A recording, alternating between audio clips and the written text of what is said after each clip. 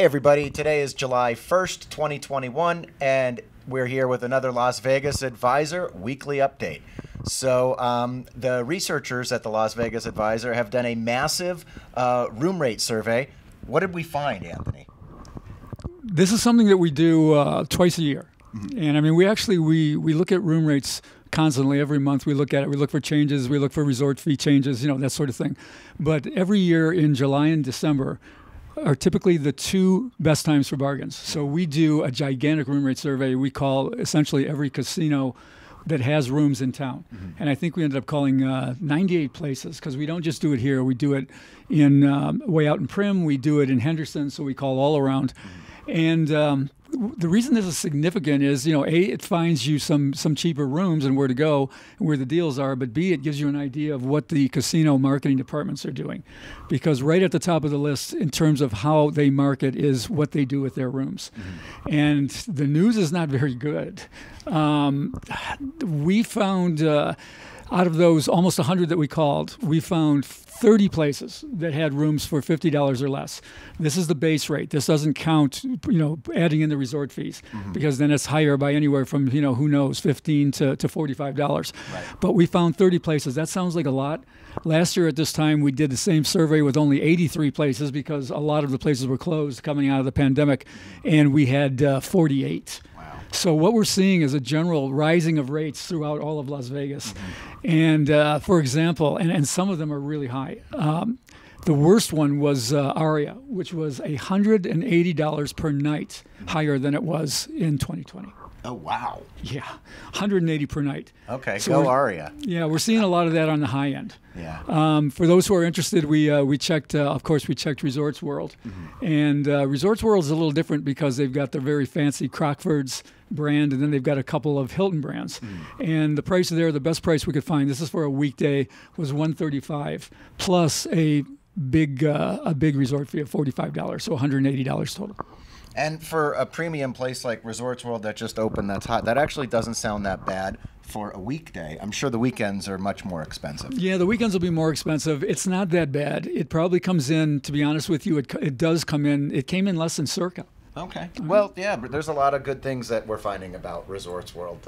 It's really hot out right now, so usually that also makes that the rates go cheaper. Well, yeah, that's why we do it in July, because the people don't want to come to Vegas in July when it's like coming out into an oven, and so typically the crowd counts are down. But we're not seeing that right now because it's coming out of the pandemic. Everybody wants to come here, so this is not a typical summer in Vegas. Right, and that's what it seems like. It seems like because of the pandemic, it seems like people are really wanting to get out, and Vegas is one of the top places in the country right now to go to. Yeah. So in other news, another week, another buffet declares, and this is again another one of the big ones. Bellagio is coming back. That will be July 16th. Bellagio will start serving again, and I'm looking forward to that because the Bellagio happens to be my all-time favorite buffet.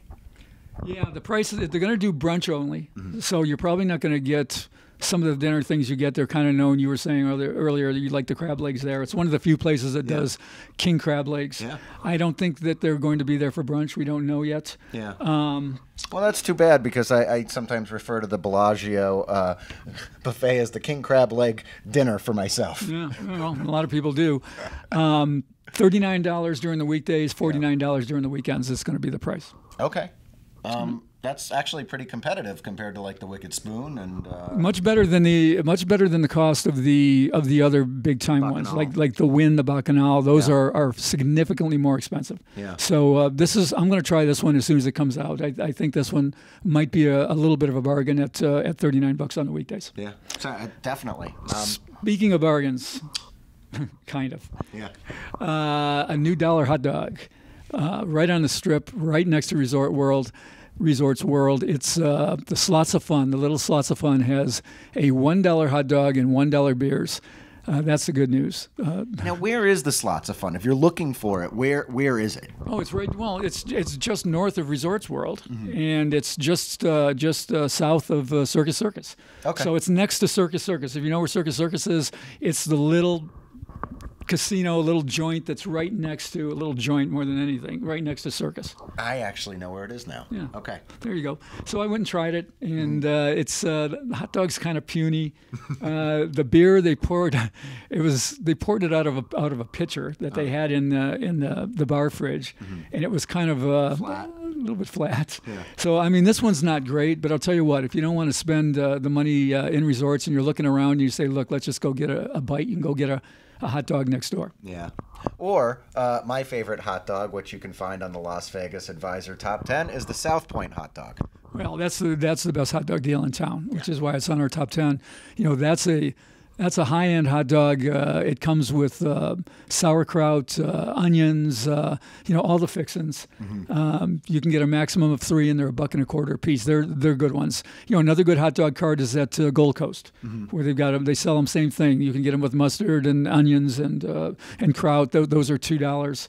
All right, and then I guess moving on to the next, there is the Las Vegas Test Kitchen. The Las Vegas Test Kitchen is something that most people don't know about. It's relatively new. It's downtown on Fremont Street, on the east end of Fremont Street, over by a place called the Ferguson, which is a former motel down there that they're turning into kind of a hipster complex. And the Vegas Test Kitchen is sort of a place for chefs to gather. And they work out of a communal kitchen, and they specialize in a few different things. For instance, there's bagels, there's pizza, there's sushi. And it's kind of like an in thing to do, to go down there and try it out and have some coffee and maybe get a bagel in the morning. We went and checked it. Me and a staffer went and checked it last week.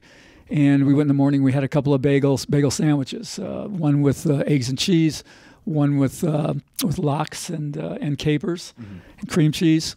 Really good.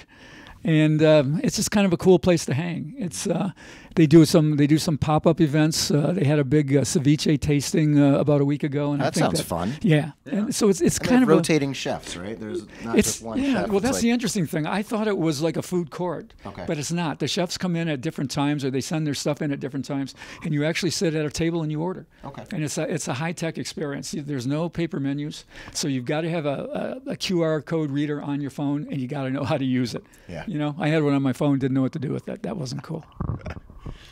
And then I think last but not least, July 4th is right around the corner. Here it is. Yeah, here. Fireworks. This is going to be the biggest 4th of July fireworks celebration in the history of Vegas. We're known for, the city is known for their big bash on New Year's Eve when, 6 or 7 of the casinos get together and they fire all the fireworks off of the top of these buildings.